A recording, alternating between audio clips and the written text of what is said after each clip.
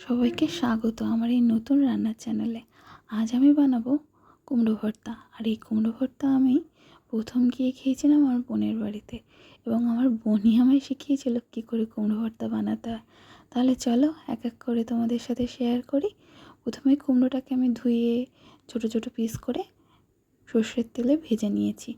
তারপরে শুকনো লঙ্কা, রসুন, পেঁয়াজ ভেজে নিলাম, এবং কিছুটা পেঁয়াজ কাঁচা আমি রেখে দিয়েছি, যেটা পরে আমার কাজে লাগবে। এই ভাজা কুমড়োটাকে আমি ম্যাশ করে নিলাম।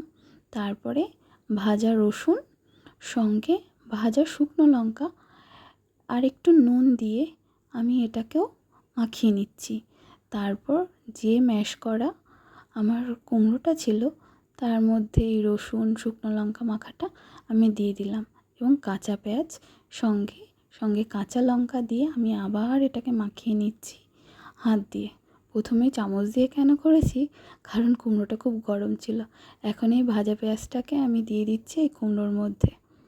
তারপরে ধনে পাতা, একটু লেবু মানে পাতি লেবু দিয়ে মাখিয়ে নেব।